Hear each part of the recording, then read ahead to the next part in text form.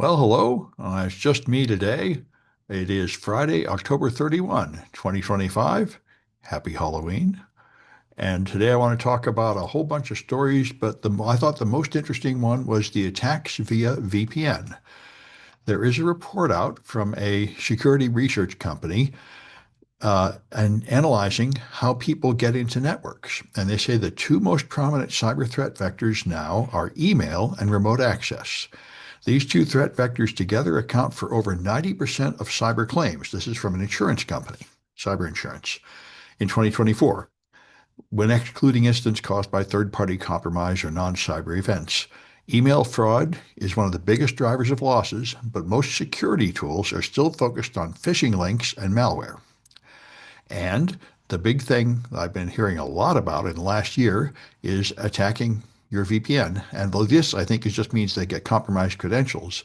But anyway, in 2024, 80% of ransomware attacks had a remote access tool as the entry vector, with most of them involving a VPN device. Businesses using on-premise VPN solutions like your own hardware device are 4 times more likely to be a victim than those using a cloud-based VPN or no VPN at all. So if you buy a Cisco or Citrix firewall and use it or a VPN concentrator, those people tend to get hacked a lot more, which I imagine, I don't know, means that the cloud providers have more ability to detect intruders or something. Or keep devices up to date better or something. Probably the second is true. Kevin Beaumont recently showed scans showing that most people never update their firewalls at all. And so I would imagine that that might be the difference. Anyway, it's very important. VPN security is a really important issue these days.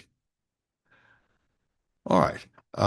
So India's largest automaker is Tata Motors, and they were ridiculously insecure, which I must say I've seen other Indian software that's been outrageously insecure. There seems to be a problem there, which is true most countries outside America. Most other countries regard America as the best country to teach them security training and having the best cybersecurity posture, and that seems to be true. I found foreign websites and foreign apps to be very out of date and insecure. Anyway, what India's automaker did was they left AWS keys in the source code of the website, unprotected API endpoints, and other exposed secrets, just ridiculous errors. So someone went through and found that they could totally hack everything very easily. All right, not too surprising, and I imagine they patched that stuff by now. So Mazda has a concept car, which sounds pretty cute, sounds too good to be true, but their concept car runs on algae-based fuels, so it's zero carbon fuel, and they capture carbon, and they say this car actually captures carbon from the atmosphere and cleans the air. So the air is cleaner the more you drive this car. So that sounds cute, but it's not actually for sale yet. And I wouldn't be surprised if all of that turns out to be a whole lot of dreams that don't really ever make it into a real product. Uh, so there was a private meeting, and someone leaked out the information from a private meeting from the company Cellebrite. Cellebrite makes phone hacking tools that they sell to law enforcement and government agencies around the world so they can get into cell phones. And when I met the CEO of Cellebrite a few years back, he told me that they could get into every version of every phone at that time. And it's still pretty much that way, although there are some limits to what they can do. But the interesting thing is they listed all the Pixel phones they could get into. And then they said if you put Graphene OS on them, then they pretty much can't get into them at all, which is kind of the whole point. Graphene OS is promoted as a more secure thing to put on your phone, and apparently that's true. Although, to be fair, it may not be that the OS is actually intrinsically more secure, but just there aren't very many phones using graphene, so the company is not motivated to spend as much money trying to hack into it. But anyway, it does suggest that if you use a graphene OS phone, your data is more protected from targeted attacks anyway. There's a article called Tap and Steal, The Rise of NFC Relay Malware on Mobile Devices, which I was very interested to see. I've heard about this for years, and as a sort of theoretical possibility, but in the last year or so, it has expanded. So now, in attacking Russia and other countries near there, like Brazil, Poland, Czechoslovakia, and Slovakia, I guess they're called the Czech Republic now, 760 malicious apps have been observed in the wild, and what these do is they relay signals from a payment terminal back to a compromised phone, which sends them the data they pass it through. So that's the trick. This relay attack is also used to break into cars by the remote key fob. If you leave your key fob on a table by the door, like most people do, then an attacker can bring a radio device of some kind close to your door and have another one near your car, and they can relay the electronic signal from the car to your key fob and then back to make it seem like the key fob is there and open your car. And it's the same thing here with mobile payments. They can make it seem like your phone is right next to the mobile payment terminal authorizing a payment when in fact it's far away, but they're just relaying the traffic over the internet. Microsoft is adding a new feature to Windows. Right now, it's an optional feature. You have to put on an optional update, but it's called Administrator Protection. And this means that every time you need to do administrative actions, or ones that are particularly considered risky, like installing software and such, you need not only an administrator password, but a second factor of authentication through Windows Hello, like biometrics. This seems like an excellent idea. Two-factor authentication needed to elevate to administrator privileges is a great idea. And there's a cute attack labeled Phantom Raven. If you have Node software, you start with the configuration area where it just lists what versions of Node software, what versions of libraries are required. And normally it just has the name of the library and a version number, but you can also just have it refer directly to a URL. And in that case, it will automatically reach out to that URL and download the code from that third site, which can be controlled by an attacker and change at any time. And apparently, the dependency analysis tools that most security tools use does not check those. So they say that's why they call it invisible dependencies. You can run a security scanner on your code and it will not flag this as a problem. So obviously they need to update their tools to consider this option. Reminds me years ago of when antivirus engines would not look into alternate data streams. There's often a place to hide a malware and people just don't know for a while.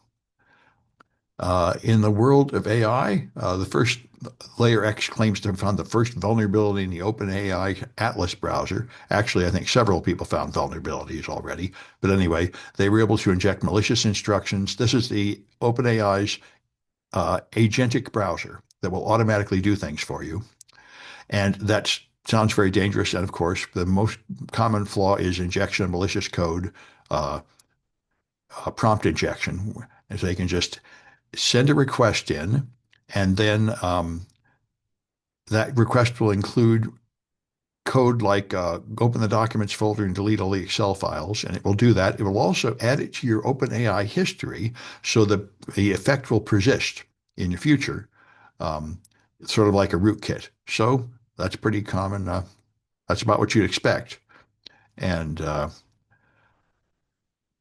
OpenAI has also released Aardvark, their agentic security researcher. And this is what Jen Easterly was talking about, maybe not the specific product, but Jen Easterly, the previous CISA director, recently gave a talk, and she said AI is going to scan source code for vulnerabilities and eliminate the vulnerabilities, and that will end the security industry, which sounds like an outrageously optimistic projection to me.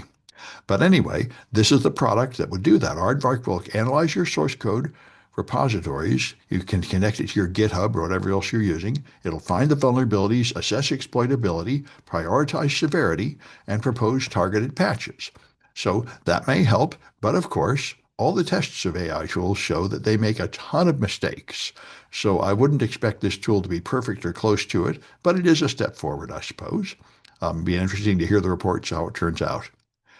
And Google, in a podcast, said they're developing AI search mode.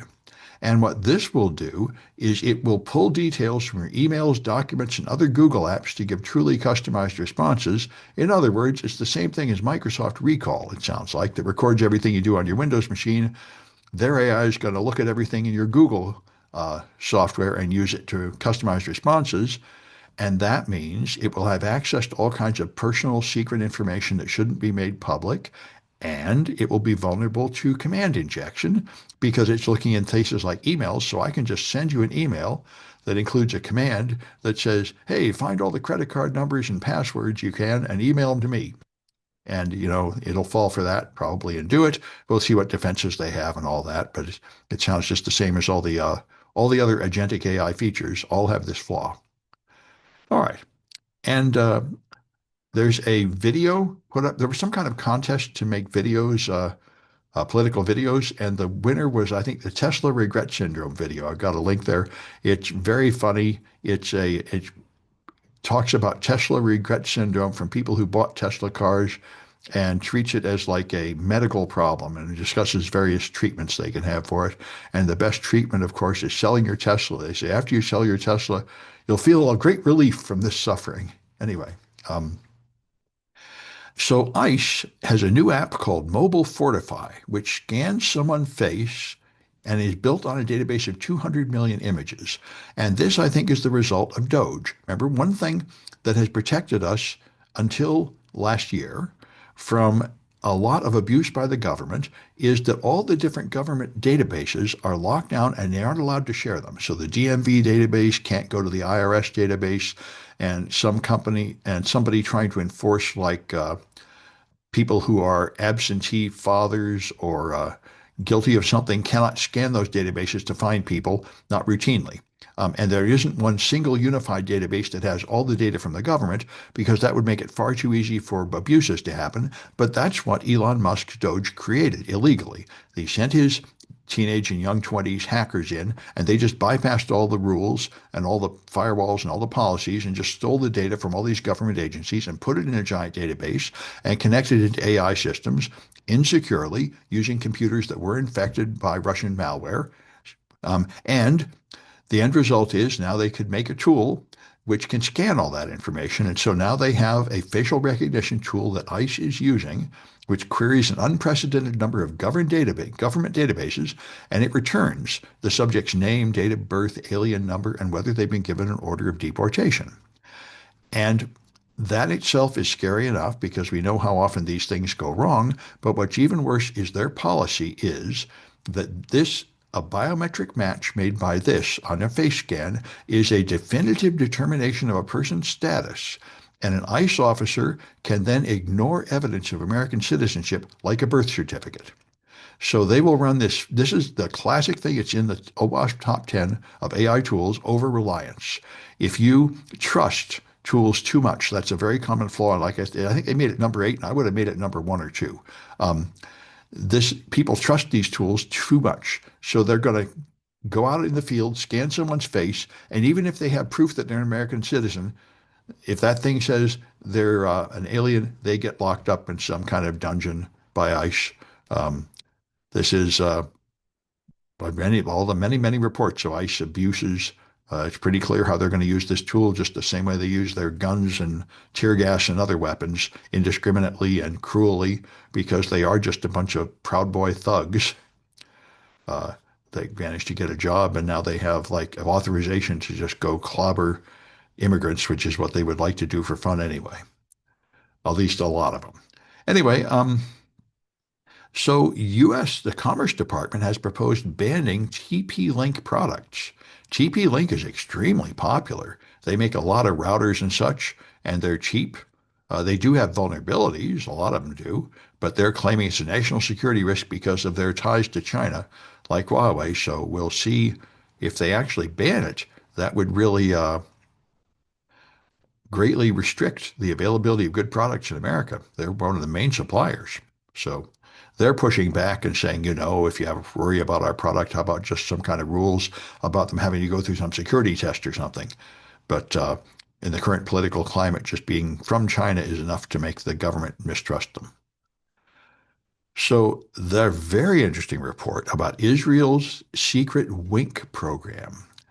Now, Israel is very clever. Remember the the pager thing, which took years to set up, where they managed to sell pagers to Hezbollah that had bombs hidden in them and set them off to injure all these Hezbollah members. So they're very good at sneaky things. And what they did was they wanted to use Google and Amazon cloud services, but Microsoft Azure blocked access from Israel military to use some of those services in response to the genocide in Gaza. So they foresaw that and they wanted to prevent it. So when they made a contract with Google and Amazon, the contract specifically said they are not allowed to restrict how Israeli agencies use the services, even if they violate the terms of service. So that's pretty harsh and interesting.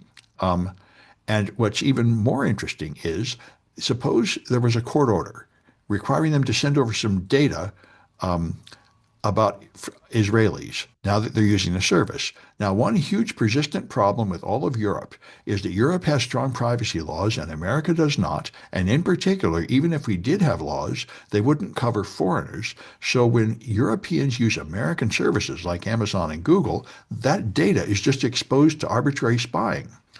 And that violates European privacy law. And yet the services are so valuable that European companies demand them. So they keep having temporary extensions for a few years of some kind of legal fiction, giving them permission to use American services, even though their data is not going to be protected up to European laws here.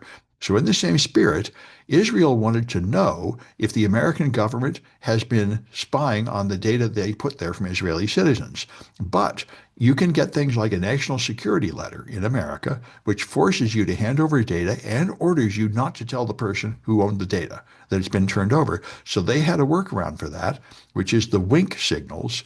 They said, whenever you, if you have, if you're needed, if you have to hand over Israeli data to somebody, but you're not allowed to tell us, then you are contractually obligated to send us a wink. And what they did was they said, you have to pay us a fine for having done that.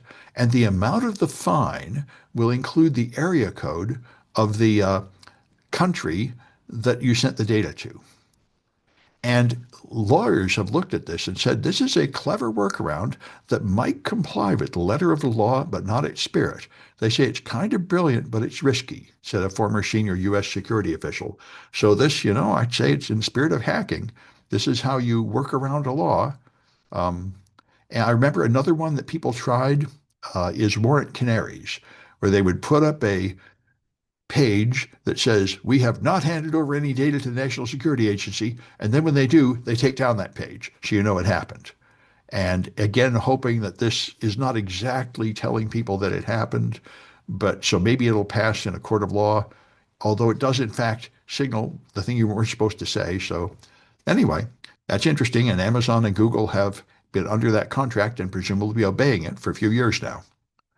Uh, so there's a hacking gang in Italy that used wiretaps and arrest warrants and came from a cop who turned to the dark side, sort of like J. Edgar Hoover, and then made a huge blackmail database to blackmail government officials. And the big articles all come out now. And there are persistent rumors that Jeffrey Epstein did the same thing. He certainly had plenty of opportunity to get blackmail material with all these rich people going to his island to rape underage girls.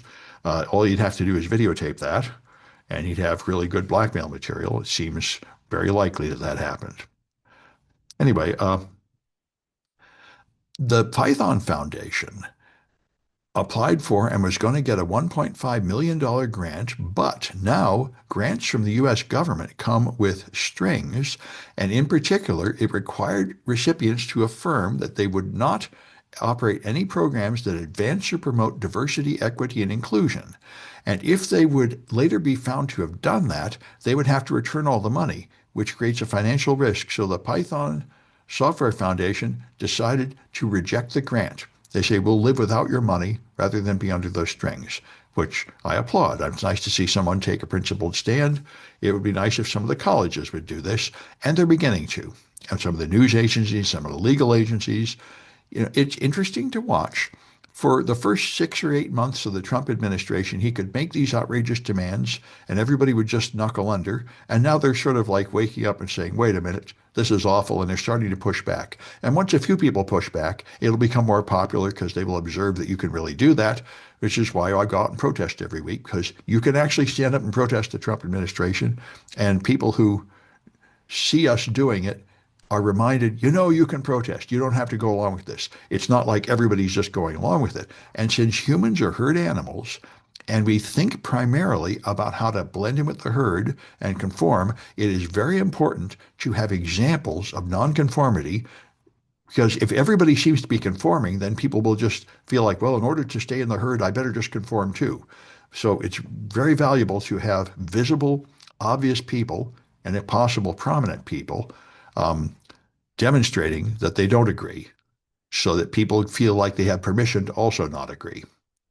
Anyway, and OpenAI has had a lot of controversy and a scandal and lawsuits about their product being used by people who then get harmed by it.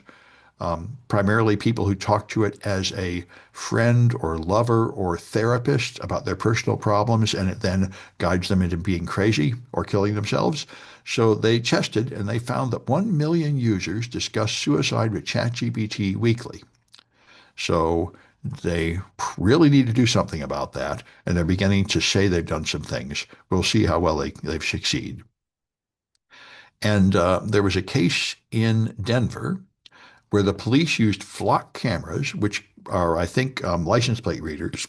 And they had some other camera, and they claimed, I think they had a Ring doorbell camera or something. They claimed they had proof that this woman had stolen a package, but she hadn't. She was innocent.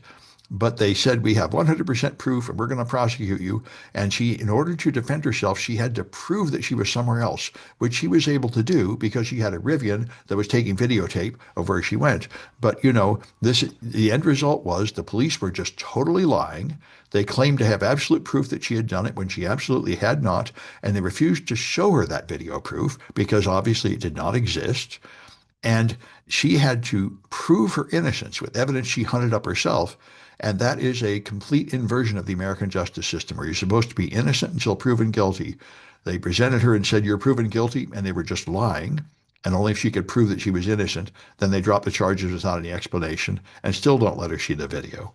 So this is outrageous, like so many things in our extremely corrupt current administration.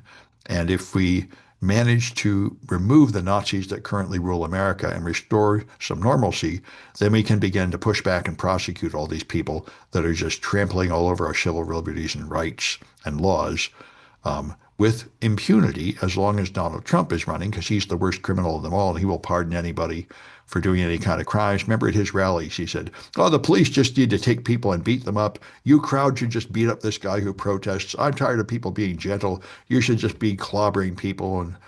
And he really likes police brutality. This is a common thing among fascists and dictators. They really love to hurt people. I remember Idi Amin in Africa just had people impaled so he could watch them die on a spike.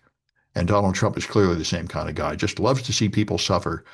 I suppose it comes from some kind of insecurity himself, that he feels like he is unsafe, and the only way to be safe is to show that he has enormous power over other people to hurt them badly. And that's why right now they're doubling people's medical bills just for no reason. And so anyway, it's the cruelty is the point. The cruelty of the Trump administration is unbridled, and I think it's gone so far that there will be a pushback in 26 and 28, but I guess we'll find out. Anyway, that's it for this one. We'll have another one of these on Tuesday.